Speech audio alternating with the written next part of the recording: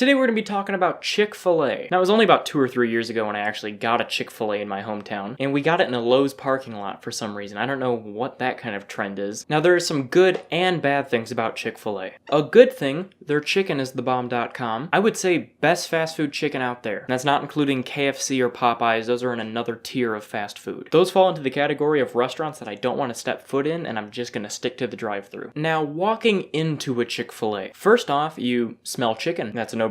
Now what you see is a little bit different. See lots of white people, like lots of white people, lots of Christian white people. You're either seeing families of white people with like dads with polos and khakis, or teenagers with basketball shorts that go to the surrounding Christian schools. You are then greeted by the many attractive female employees up front behind the counter, while they keep all the boys in the back where they should be. Now once you get to actually ordering at Chick-fil-A, you've got to watch out for something. Or just watch out for this when you're having any interaction with a Chick-fil-A employee. You have to be careful with your thank yous. The reason for this, and if you've ever been to a Chick-fil-A, you already know where I'm headed with this. My pleasure. I'm pretty sure that it is a rule if you're a Chick-fil-A employee that every time someone says thank you, you have to say my pleasure. So I'm not hating on the employees. I understand what that's like to have to do something that you don't really want to socially do at your job. Now I'm fine with hearing my pleasure like once a year max. But when I go to Chick-fil-A, I hear it 3 times within 15 minutes. So every time I say thank you, I forget that I need to limit my thank yous, and then I hear that spine tickling, my pleasure,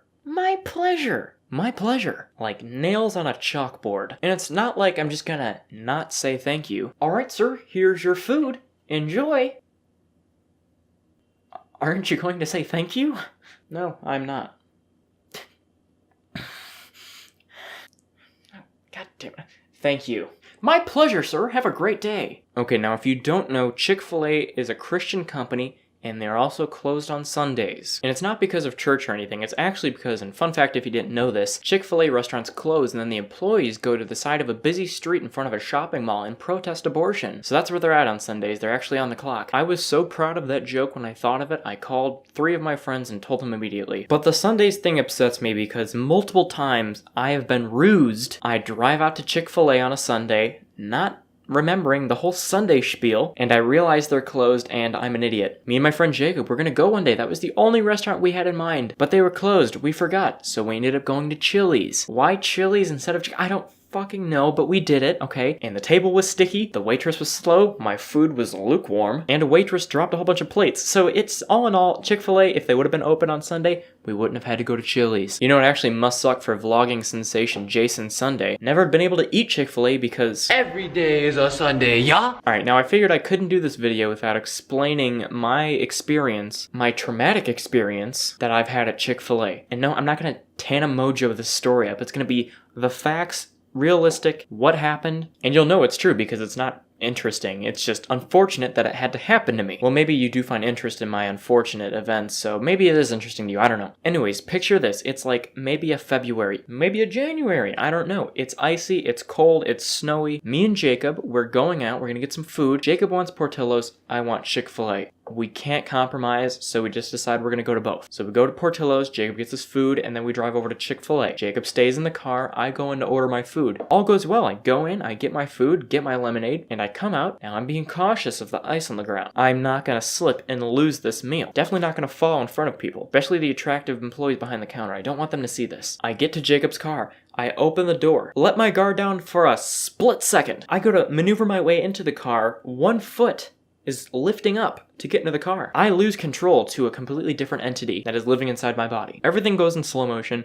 I start to think about a previous experience. I was walking out of a Road Ranger gas station with a fountain pop, and I tripped on the asphalt and ate shit. I landed on my pop and crushed it and got pop all over me. So anyways, I come back to reality after having this flashback and I realized I'm not falling on this ground. So I use all of the energy that I have inside of my being to not fall. But in doing so, I transferred all of my energy and I crushed the cup in my hand. So while I stay on the ground, I crush this lemonade in my hand because it's like styrofoam, so you can crush it and break into it easier. I crush it. It goes all over my shirt, all over my pants, all over my food. I drop the food on the ground. I panic and I drop the cup on the ground. Everything is on the ground. It was just one of those.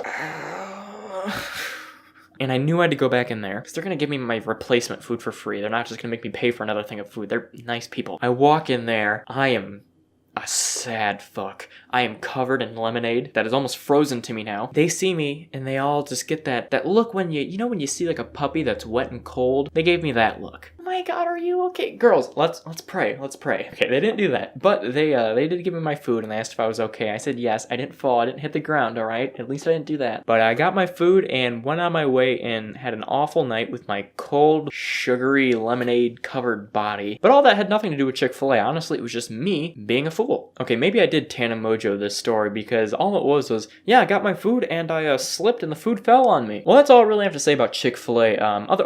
One other thing I guess is their drive-thrus are super quick. When your main customer base is soccer moms, then you better step up your customer service. You're gonna get a lot of those mom haircuts asking to speak to the manager. But yeah, that's my 2 cents about Chick-fil-A. I hope you guys did enjoy this video. If you did, leave a like rating. Doesn't really help out the video, just lets me know that you guys are enjoying these. Leave a comment, tell me what you thought specifically. And if you're new here and you do like my content, consider hitting that subscribe button. Also, this video will be in a playlist with some other videos I think you might like, so just stick around and check those out. I put up 3 videos a week plus a podcast every Sunday, so lots going on the channel. Anyways, guys, thank you for watching, and I will see you Friday. Have a great day.